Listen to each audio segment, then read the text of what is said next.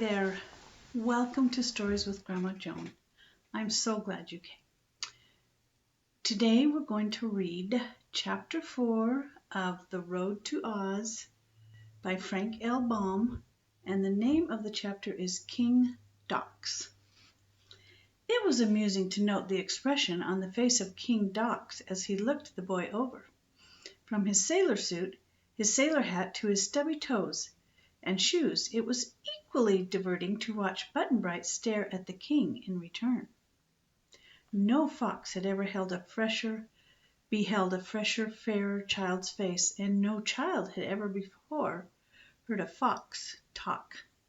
So they met with one another with quite astonishment. The fox was dressed so handsomely and ruled a big city. I'm sorry to say that no one had ever told the little boy much about fairies of any kind. This being the case, it was easy to understand how much this strange experience startled and astonished the little boy. "How do you like us?" asked the king. "Don't know," said Button-Bright. "Of course you don't. It's too short an acquaintance," returned His Majesty the King. "What do you suppose my name is?"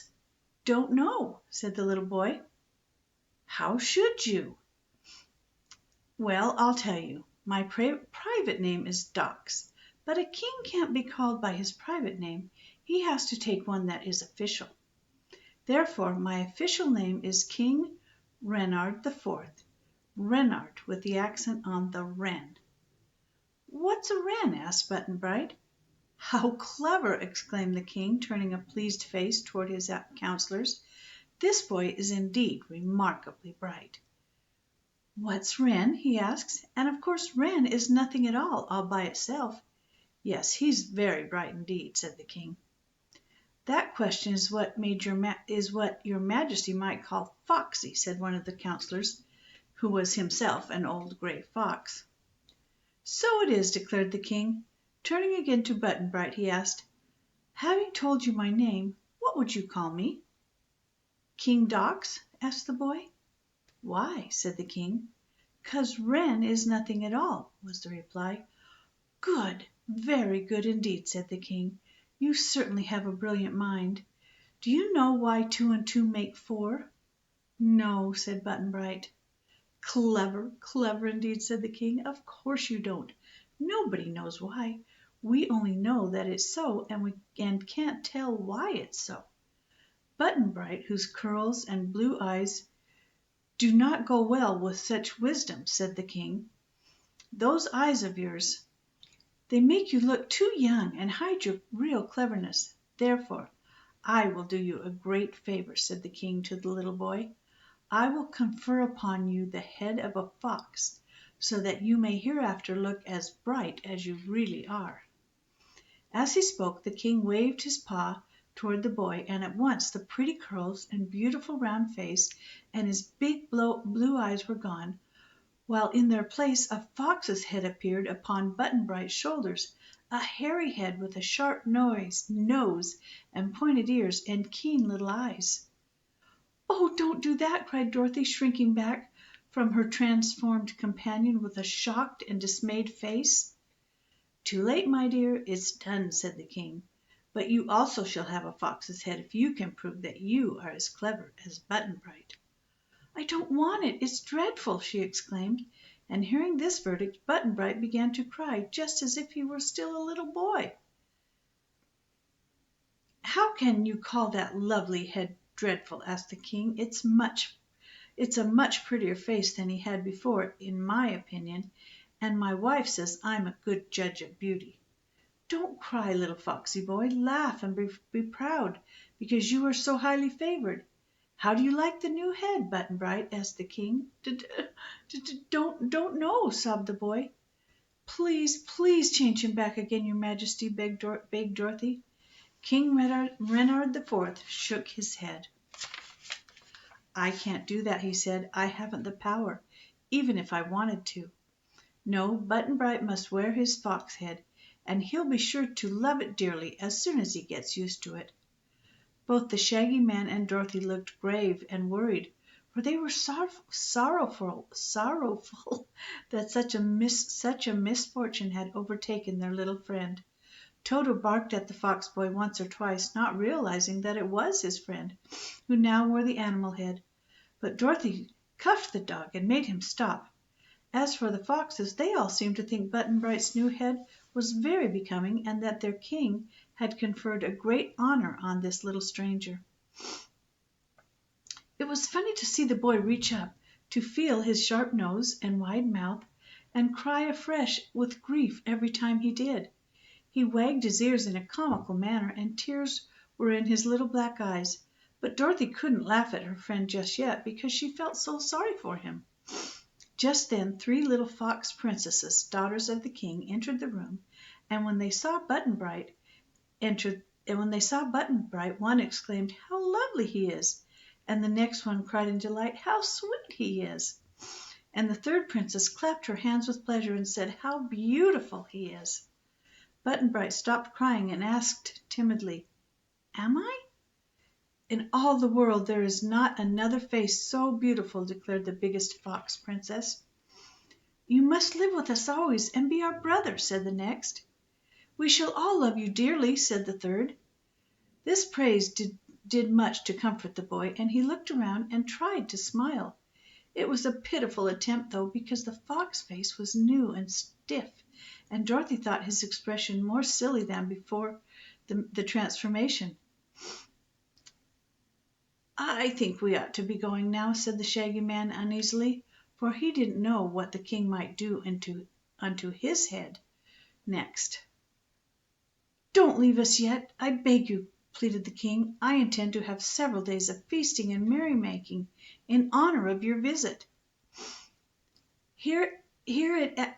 Have it after we've gone, for we can't wait," said Dorothy. But seeing this displeased the king, she added, "I'm going to get Ozma to invite you to her party. I'll have to find her as soon as possible, you know."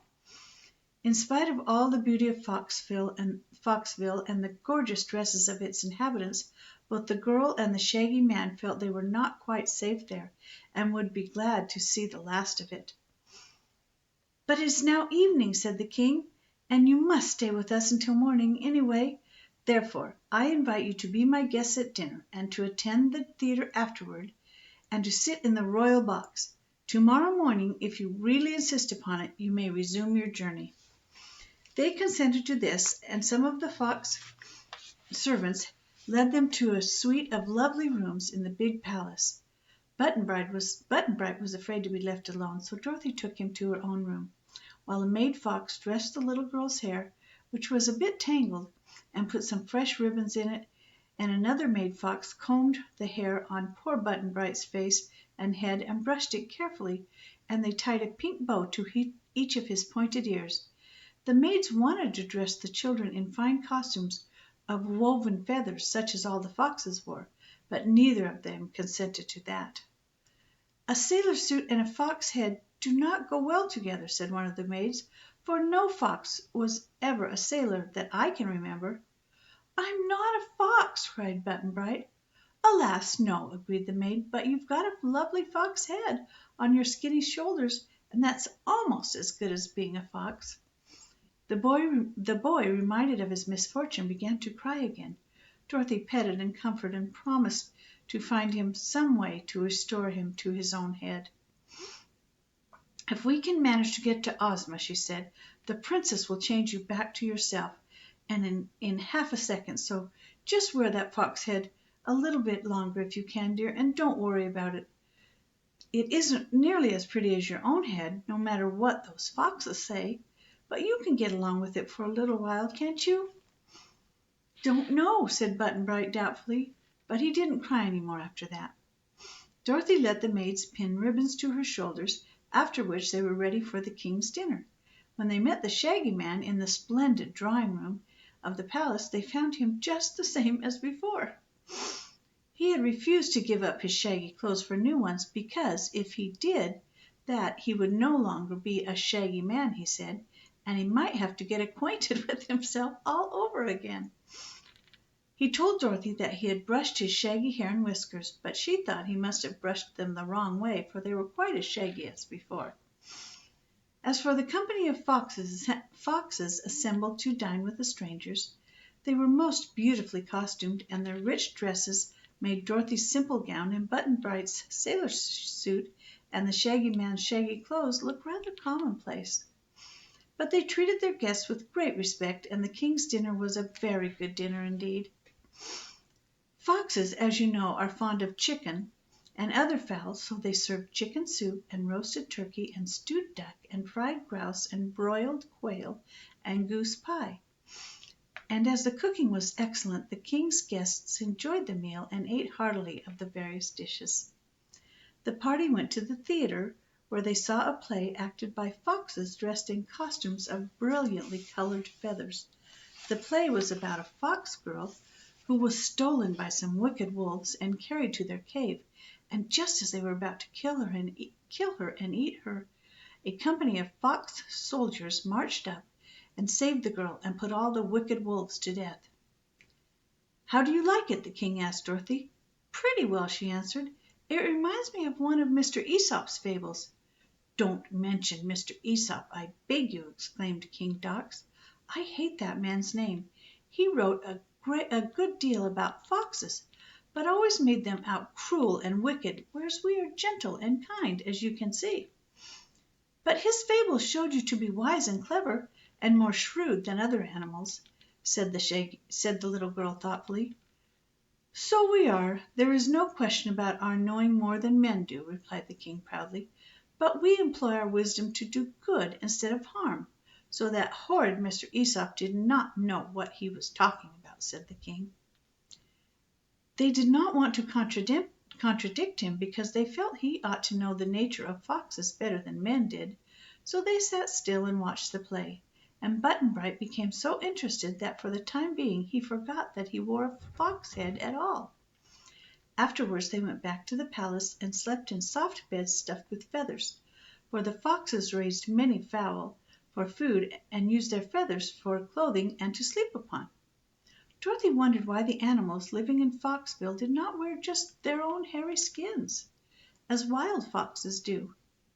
When she mentioned it to King Dox, he said they clothed themselves because they were civilized. "But you were born without clothes," she observed, "and you don't seem to really need them."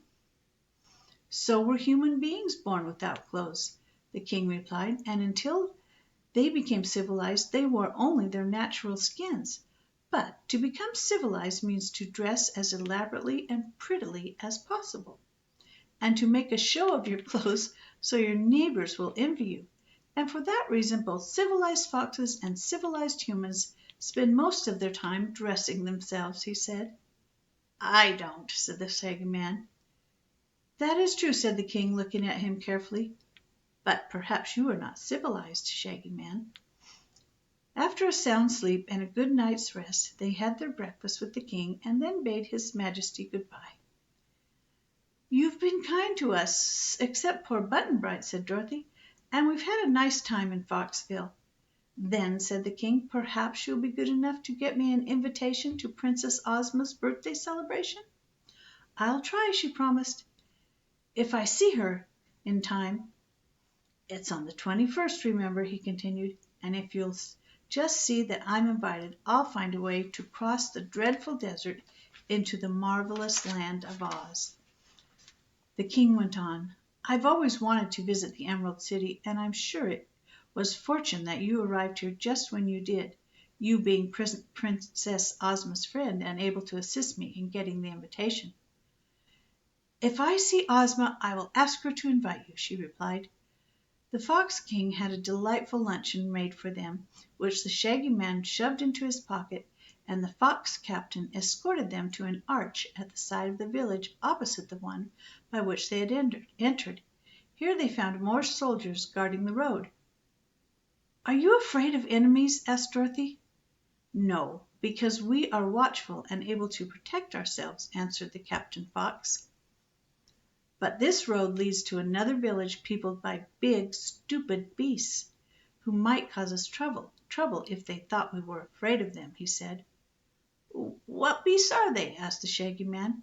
The captain hesitated to answer, but finally he said, "You will learn all about them when you arrive at their city, but do not be afraid of them. Button Bright is so wonderfully clever and has now such an intelligent face that I am sure he will manage to find a way to protect you." This, this made Dorothy and the Shaggy Man rather uneasy, for they had not so much confidence in the Fox boy's wisdom as the captain seemed to have. But as their escort would say no more about the beasts, they bade him good bye and proceeded on their journey. And that is the end of chapter 4.